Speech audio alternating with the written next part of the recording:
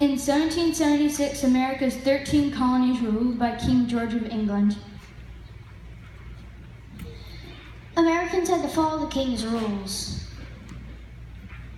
But some Americans wanted to be free to rule themselves. These people were called patriots. Others remained loyal to King George. They were called loyalists. A war broke out between the two groups. The Loyalists supported the British Army. On the Patriot side, George Washington led the Continental Army. This was the American Revolution, a dangerous and violent time in our history.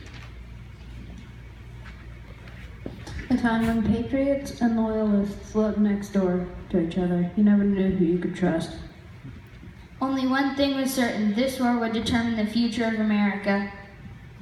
Our story begins with two sisters, 18-year-old Sybil and 14-year-old Sadie. Their father, Colonel Henry Ludington, was a patriot and a commander for the local militia. The militia was a group of patriot fighters. They were ordinary men, farmers, shopkeepers, and other civilians.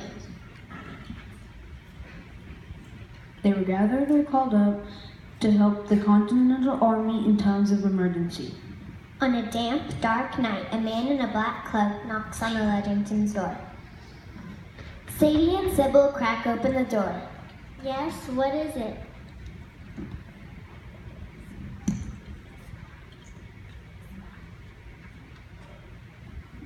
The man speaks in a whisper. His face is hidden by a hood. I have urgent news. Show your face, sir.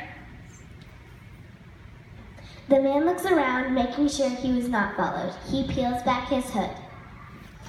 Mr. Crosby, dear friend. Sadie flings open the door so he can enter.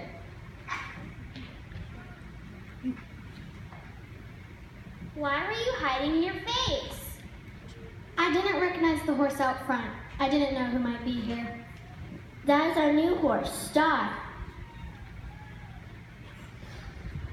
I've come to tell you that the British have put up a reward for your father's capture. Oh no, he's out gathering weapons. Quickly, Sadie, we must go warn him. You stay here, I'll go.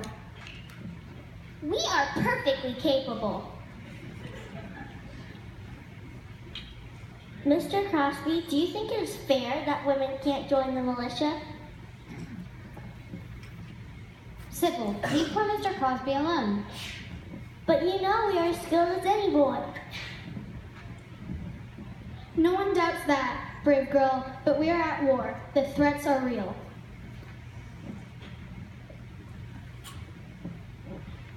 Sybil and Sadie, a long gun in hand, are standing guard in front of their house. Their sister, Mary, runs up. Men on horseback are coming. One of them is that rat, Mr. Prosser. They must be after the reward for Fowler. If they find out Fowler isn't here, they may attack us, maybe even set the house on fire. Sadie goes inside to wake up her siblings and mother. Everyone, light candles and walk back and forth in front of the windows. Quickly, make it look like there are many men in the house. Prosser's men ride up to the house and take positions behind trees. They see shadowy shapes pacing in front of the windows. The colonel is well guarded tonight. It looks like there's 100 troops in there. That is certainly too many to fight. Hold your positions. We will attack when they leave. Hours pass, and still the soldiers pace. Move out, men. We will attack another night.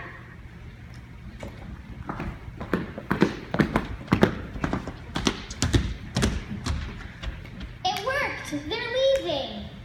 Sadie, you fooled them into believing that the house was full of soldiers.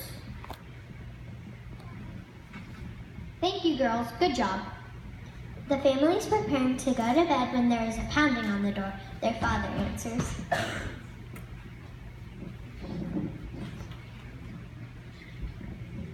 Colonel Ludington, the British are invading Danbury. You must call off the militia and prepare for battle. My men are scattered over many miles. It will take all night to alert them. You and your men must march to Danbury at once. We have important supplies to protect there. Food, tents, shoes, and weapons. Very well. Ride on and tell them to gather here. I will organize them as they arrive. The messenger collapses on the bench, exhausted. I can go no further, sir. I've already ridden 20 miles. Plus, I'm not familiar with this area. How will I find all the members of your militia? Sybil and Sadie step forward. We will go, Father. You're just girl. We know these roads like no one else. And we know where all the men live. Then you know that loyalist bandits hide out in the forest. If they catch you, they may not let you go, especially since you're the colonel's daughters. The girls stand tall with their shoulders back. Father, you know we can do it. Their eyes shine with determination. The colonel hands Sybil a large stick. Take this, bang on each house as you ride past. Do not stop, and take care of each other. You have sent them to their doom! You don't know my daughter. Sybil hoists herself up onto Star and then pulls Sadie up onto the saddle behind her. She points at the fiery glow in the distance. Danbury burns as we speak. Hiya! A wind howls. Star races along the rugged dirt road. Sybil bangs on the shutters of the first house. The British are attacking Danbury. Gather at Ludington's, tell your neighbors. It starts raining as the girls ride on to Carmel. Sybil raises her stick to bang on another house.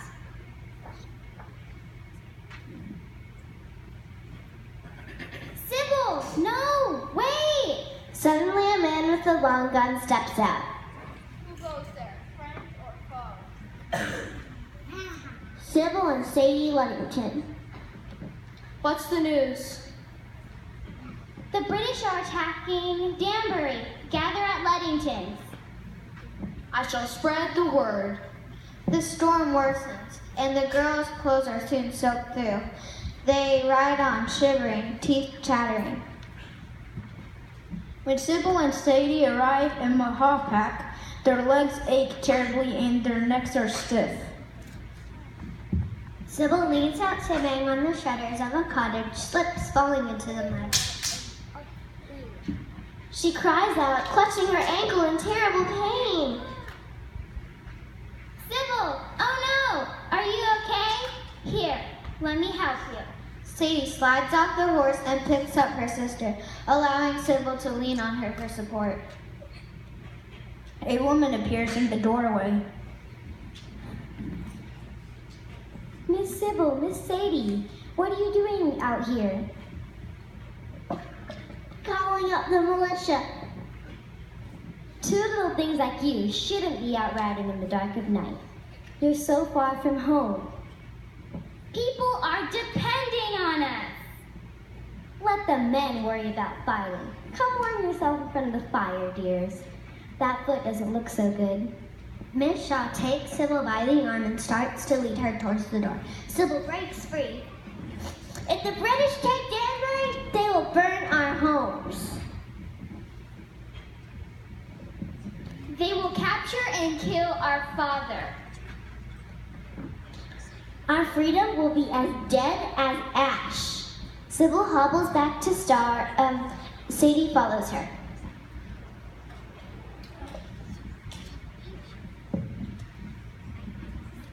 We must continue on. The girls ride off, their voice echoing in the night. To arms! To arms! Sybil, Sadie, and Star trudge down the road.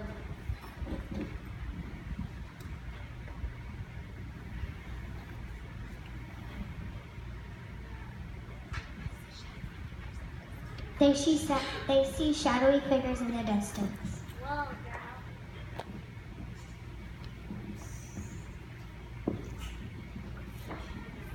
A group of bandits steps out in front of them. They surround the girls, grabbing Star's reins.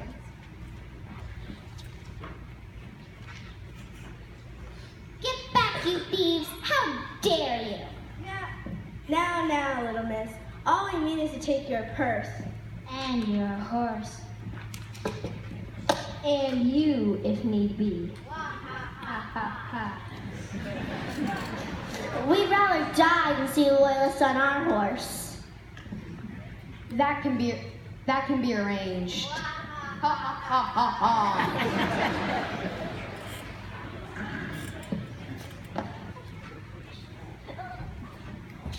The girls feel themselves being pulled down. Star rears up on her hind legs, kicking at the bandits. Sadie and Sybil slip off and hit the ground hard. Mr. Foster, how low you have fallen.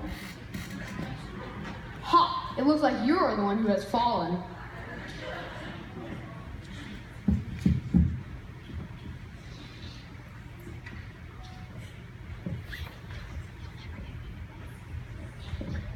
You'll never get away with this. Sybil starts jabbing wildly at the bandits with her stick. They step back, surprised, giving her just enough time to hop on Star. She swiftly pulls Sadie up on the saddle behind her, and the horse takes off galloping. You shall pay for your wickedness. The sisters are slumped forward in Star's saddle as they emerge from the trees to see their home bathed in morning light. In front of their house stand some 400 men, the militia. The colonel is calling out directions. Their mother and siblings are bringing food and water and feeding the horses. One of the men sees them approaching.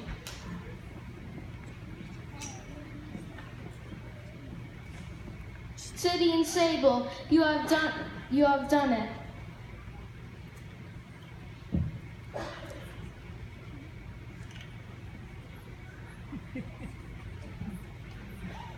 Sadie and Sybil Lunnington, you have done it. We are headed off to defend our territory.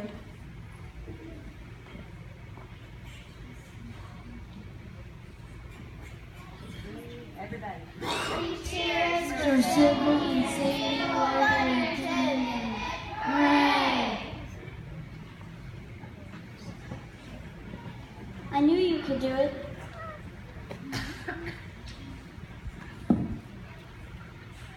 I knew you could do it. Thank you, girls. Sybil, come quickly. The Continental soldiers are marching up the road. Sybil follows Mary out to see her father with General George Washington and an army of men.